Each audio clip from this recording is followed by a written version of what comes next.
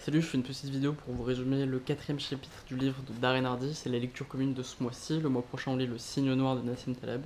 Inscrivez-vous à l'événement si c'est pas encore fait. Je vous fais une petite vidéo comme ça, un peu à l'arrache, dans mon canapé, parce que je suis un peu à la bourre sur les vidéos, parce que je prépare de très grosses vidéos. Il y a une interview qui arrive, il y a aussi une vidéo où je fais une réponse à la vidéo récente de Léo de Dirty Biology sur les OGM, et c'est une vidéo où je parle de plusieurs textes de Nassim Taleb et des textes assez complexes. J'espère que vous allez l'aimer, j'espère que vous allez la partager et que ça va vraiment vous plaire. Et voilà, vous aurez un point de vue un peu différent sur la gestion du risque et sur les OGM. Très bientôt, c'est une vidéo que j'ai tournée au YouTube Space, auquel j'ai pu accéder grâce à vous, donc merci encore aux gens qui m'ont permis d'accéder au YouTube Space.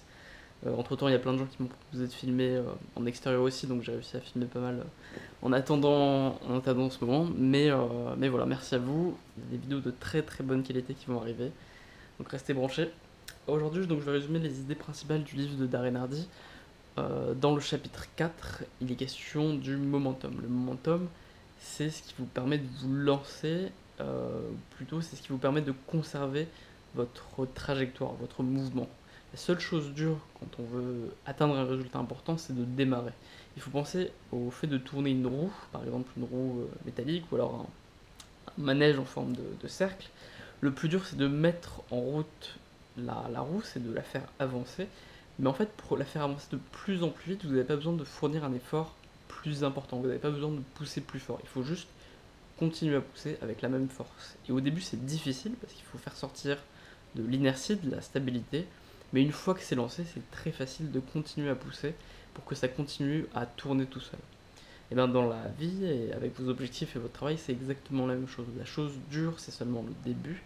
Et après, une fois que vous avez créé le momentum, que la roue peut tourner toute seule grâce à son propre mouvement à elle-même, une fois que vous utilisez ce momentum, ça devient très simple d'avancer et de réaliser vos objectifs. Et d'être très productif en fait, sans faire vraiment plus d'efforts. L'autre question un peu intéressante de ce chapitre, c'est l'idée que voilà, tout dépend de la routine. Et de la même manière qu'il y a des momentum positifs qui sont créés avec de très petits efforts réguliers, il y a des momentum négatifs qui viennent des petits retards qu'on a, des petites choses qu'on oublie de faire. Et il prend l'exemple de Michael Phelps, qui est donc un nageur olympique qui a eu 8 fois la médaille d'or, qui pendant 12 ans s'entraînait, et il se rappelle, Michael Phelps, très clairement la fois où il a eu le droit d'avoir 15 minutes pour partir plus tôt de son cours avec 15 minutes d'avance. Il s'en rappelle, parce que ça arrivait une fois en 12 ans. C'est ce type d'effort, ce type de routine extrêmement disciplinée qui va vous permettre d'atteindre des résultats extrêmement importants. Et ce qu'il explique, c'est que plus le challenge est important et plus la situation est dangereuse pour vous, et plus la routine doit être extrêmement précise et rigoureuse. C'est pour ça que les militaires sont ceux auxquels on impose le plus une routine extrêmement précise tous les jours, parce que avoir cette routine très régulière, c'est ce qui leur permet de garder un peu le cap et de rester concentré dans des situations très difficiles.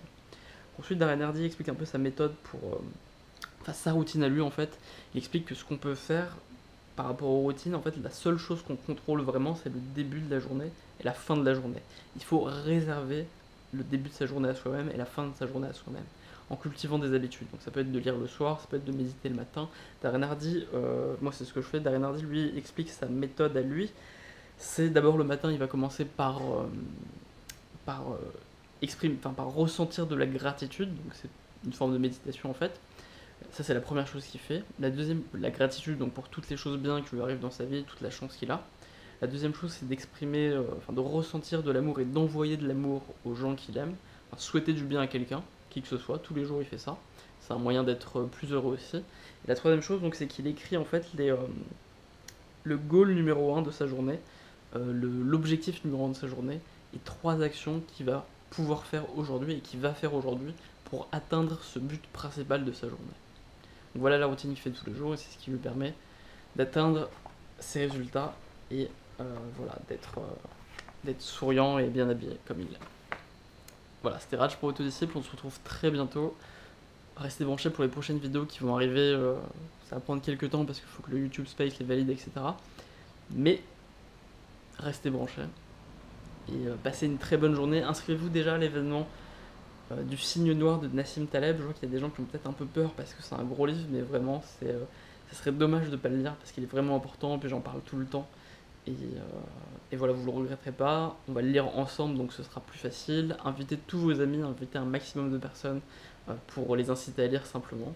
Et en plus, il est bien traduit en français, ça fait partie des rares livres de développement personnel qui sont bien écrits et bien traduits, parce que l'auteur est francophone en fait. Et voilà, passez une très bonne journée, à bientôt.